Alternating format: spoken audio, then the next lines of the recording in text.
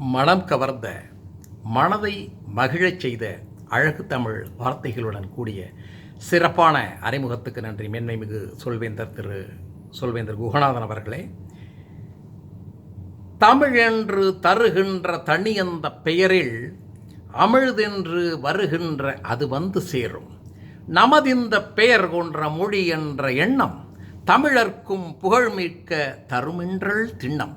பயிருக்கு நீர் என்ற பயன்மிக்க வழியே, உயிருக்கு வெகுநல்ல உணர்வுள்ள மொழியே, துயருற்ற மனதிற்கு துணை நின்றே உதவும் அயர்வற்ற ஞானத்தை அடைவிக்கும் அதுவே எங்களின் உயிரான தமிழென்ற மொழியே எனும் நாமக்கல் கவிஞரின் அவர்களுடைய வரிகளோடு அன்னை தமிழுக்கு முதல் வணக்கம் கூறிக்கொண்டு இன்றைய செந்தமிழ் சொல்வேந்தர் மன்ற கூட்டம் எண் 50, முத்தமிழ் சொல்வேந்தர் மன்ற கூட்டம் எண் 50 இனிதே துவங்குகிறது.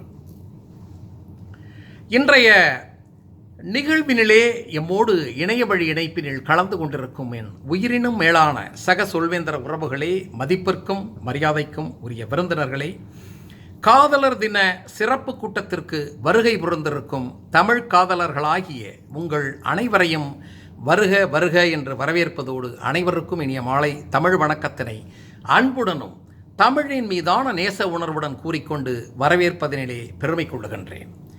உலகெங்கிலும் இன்று காதலர் தினம் களிப்புடன் கொண்டாடப்படும் வேளையினிலே, மண்ணில் இந்த காதல் அன்றி யாரும் வாழ்தல் கூடுமோ, எண்ணம் கண்ணிப்பாவையின்றி 7 ஸ்வரம் தான் பாடுமோ,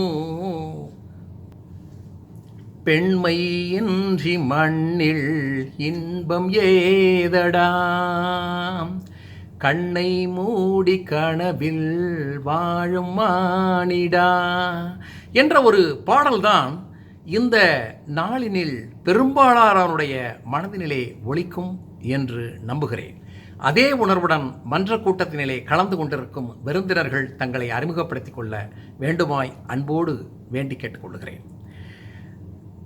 அனைவரினுடைய அறிமுகத்துக்கும் நன்றி. விருந்தினர்களை தங்களின் அன்பான வருகைக்கும் பெருகும் தமிழ் ஆர்வத்துக்கும் நன்றியினை கூறிக்கொண்டு முதற்கண் இத்தகைய ஒரு சொல்வேந்தர் அமைப்பினை துவக்கிய பெருமகனார் ரால்ஃப் சி ஸ்மெட்லி அவர்களுக்கு நன்றி கூற நாம் கடமைப்பட்டிருக்கிறோம். 1924 துவங்கி இன்று உலகெங்கிலும் பல மில்லியன் கணக்கிலே சொல்வேந்தர்களை கொண்டுள்ள இந்த அமைப்புக்கு வித்திட்ட அந்த பெருமகனாருக்கு நன்றி கூறிக்கொள்வோம். கடந்த கூட்டத்துக்கான நிகழ்வு நிலை சுருக்க அறிக்கை வாசிக்க தயாராக இருந்த பொழுதிலும் இன்றைய நேர கட்டுப்பாடுகளினுடைய கால அளவினுடைய நிலையினை கருதி செயலாளர் அவர்கள் அடுத்த கூட்டத்தினில் வாசிப்பதாக கூறியிருக்கிறார். நன்றி.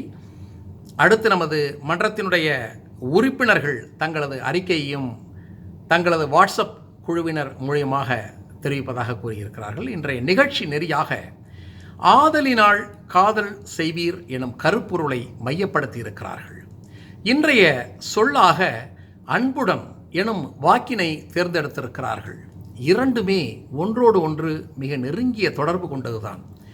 காதல் எனும் உணர்வும் ஈடுபாடும் இல்லாத போயின் ஆதாம் ஏவாளுக்கு பிறகு இங்கு மனித இனமே தோன்றாது மறைந்து போயிருக்கும்.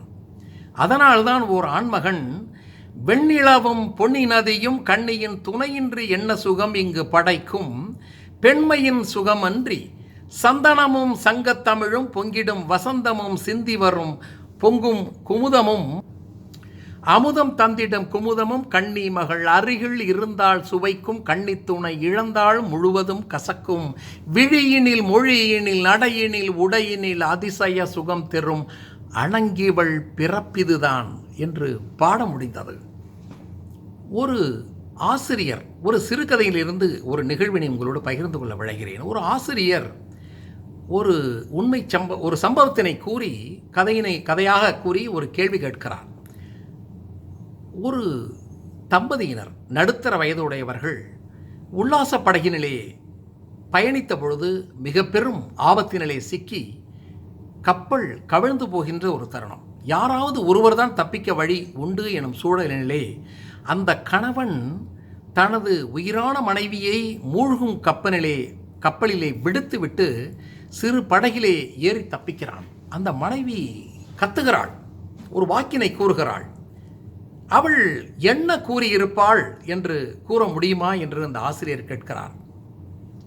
பெரும்பாலான மாணவர்கள் கூறினார்கள், நான் உன்னை வெறுக்கிறேன், ஒழிந்து போ சுயநலவாதியே, உன்னை கண்மூடித்தனமாக காதலித்து விட்டேன், முட்டாளே என்று கோபமாக கூறியிருப்பாள் என்று பெரும்பாலான மாணவர்கள் கூறிய பொழுது ஒரே ஒரு மாணவி மாத்திரம் எழுந்து பதில் கூறினாள், ஐயா, நிச்சயமாக அந்த பெண் அப்படி கூறியிருக்க வாய்ப்பில்லை.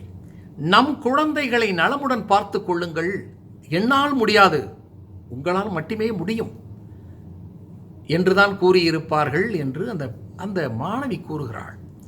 ஆசிரியர் அதிர்ச்சியுடன், அம்மா, உனக்கு எப்படி தெரியும்? இந்த கதையை நீ முன்பே படித்திருக்கிறாயா என்று கேட்கிறார்.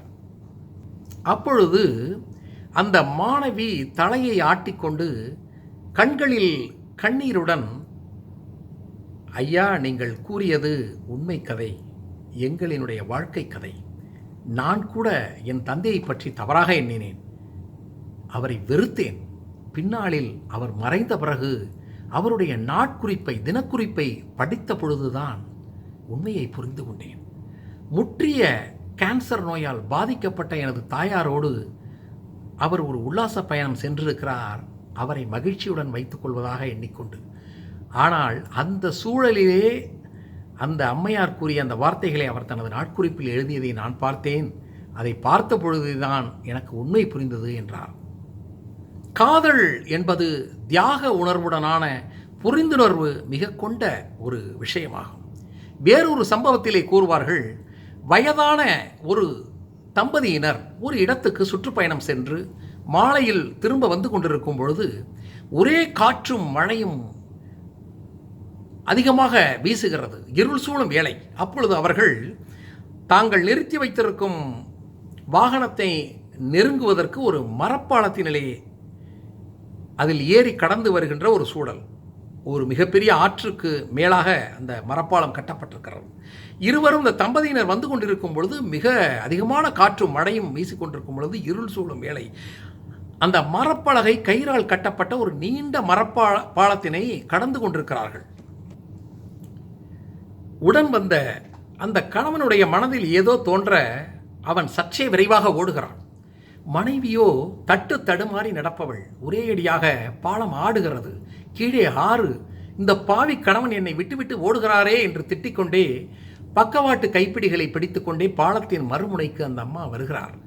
அங்கே ஒரு மரத்தை பிடித்து கொண்டு நிற்கும் கணவனை பார்த்து, பாவி மனுஷா, நான் தடுமாறும் பொழுது ஓடிவிட்டாயே என்று திட்டுகிறார். அந்த கணவர் பொறுமையோடு கூறுகிறார், சீக்கிரமாக வந்துவிடு அன்பே என்றுகிறார். அந்த அம்மா கரையினை வந்ததும் கூறுகிறார், நான் நடந்து வரும்பொழுதே ஏதோ ஒரு வித்தியாசத்தை உணர்ந்தேன். பாலத்தினுடைய ஒரு பக்கம் அருந்து விட்டதோ என்று ஒரு சந்தேகம் இருந்தது. சரியானதுதான் என்னுடைய சந்தேகம். அதனால்தான் நான் சற்றே வேகமாக ஓடி வந்தேன். இந்த பாலத்தினுடைய ஒரு பகுதி அருந்து கிட்டத்தட்ட கீழே விழும் சூழலில் இருந்தது. நான் தான் அதனை இழுத்து பிடித்து கொண்டு இந்த மரத்தின் உதவியோடு பிடித்து கொண்டு நின்றேன் என்று கூறுவார். இப்படியாக ஒரு சூழலையும் ஒரு கதையினலை படித்தேன். ஆக காதலும் அன்பும் அது தொடர்புடைய மனவாழ்வும் அன்போடும் அக்கறையோடும் புரிந்துணர்வோடும் தியாக உணர்வோடும் தொடர்புடைய ஒன்றாகும் என்பதை நாம் இங்கே புரிந்து கொண்டு, அன்றைய காதல் தோல்வியுற்றாலும் பழங்காலத்தினுடைய காதல், நாம் அனைத்தையும் கடந்து வந்தவர்கள்தான், எங்கிருந்தாலும் வாழ்க என்று கூறும் பக்குவத்துடன் அன்றைக்கு காதல் இருந்தது. இன்றோ சம்மதம் தெரிவிக்காவிடில் அமிலம் வீசும் கொடூர காதல்களும் நாம் கண்டு கொண்டுதான் இருக்கிறோம். அவை தவிர்க்கப்பட வேண்டியவை, தண்டிக்கப்பட வேண்டியவை என கூறிக்கொண்டு, வாடிய பயிரை கண்டபோதெல்லாம் வாடினேன் எனும் ராமலிங்க அடிகளாரின் வாக்குக்கு ஏற்ப எல்லா உயிர்களிடத்தும் அன்பு செலுத்தும் பண்பு மிக கொண்டு அன்புடனும் பண்புடனும் வாழும் வழி அறிவோம் என கூறிக்கொண்டு, இனி இந்த நிகழ்வினை இனிதே தொடர்வதற்காக நமது சொல்வேந்தர் மன்றங்களினுடைய முக்கிய பேச்சாளர்களில் ஒருவர், ஆற்றல் மிக்க பொறுப்பாளர், சிறந்த செயல்பாட்டாளர், அல் ஜாஸ்மி குழுமம் சார்ந்த டிஎம் பில்டர்ஸ் நிறுவனத்தினுடைய கட்டுமான பிரிவு தலைவராக பணிபுரியும் தமிழகத்தின் ராமநாதபுரம் பகுதியில் உள்ள இதிகாச புகழ்பெற்ற இராமாயணத்தில் வரும் ஆஞ்சநேயருடைய வாழ் தொடர்புடைய ஒரு ஊரான வாளாந்தரவை எனும் ஊரில் இருந்து கொண்டு இங்கு பஹ்ரைனில் வந்து 14 ஆண்டுகளாக பணியாற்றி வரும் அன்பு நண்பர் நல்லதொரு பேச்சாளர் ஐயா மருதுபாண்டியன் அவர்களை நெறியாளர் பொறுப்பேற்று இந்த இன்றைய நிகழ்வினை தொடர அழைக்கின்றேன். காதல் திருமணம் செய்த திரு மருதுபாண்டியன் அவர்கள் இன்றைய நிகழ்வினை தொகுத்து வழங்க மிக பொருத்தமான நெறியாளர் என்பது என்னுடைய கணிப்பு. நிச்சயமாக இந்த காதலர் தின நன்னாளில் முத்துமணி ரத்தினங்களும் கட்டிய பவளமும் குத்துமலர் அற்புதங்களும் குவிந்த அதரமும் சிற்றிடையும் சின்ன விரலும் வில்லெனும் புருவமும் சுற்றி வரச் செய்யும் விழியும் சுந்தர மொழிகளும் எண்ணிவிட மறந்தாள் எதற்கோ பிறவி இத்தனையும் இழந்தாள் அவன்தான் துறவி முடிமுதல் அடிவரை முழுவதும் சுகம் தரும் விருந்துகள் படைத்திடும் அரங்கமும் அவளல்லவா என்று ரசித்து பாடக்கூடிய ஐயா மருதுபாண்டியன் அவர்களை இந்த நிகழ்வினை தொடர்ந்து நடாத்துமாறு அன்போடு அழைக்கிறேன். நண்பர் மருதுபாண்டியன் அவர்கள் நின்னா தேரு நடந்தா அது ஊர்வலம் நகர்வலம், வாருங்கள் மருதுபாண்டியனாரே இந்த நிகழ்வினை சிறப்புற தொடருங்கள் என்று கூறி அவரிடம் அவையை ஒப்படைக்கிறேன். நன்றி.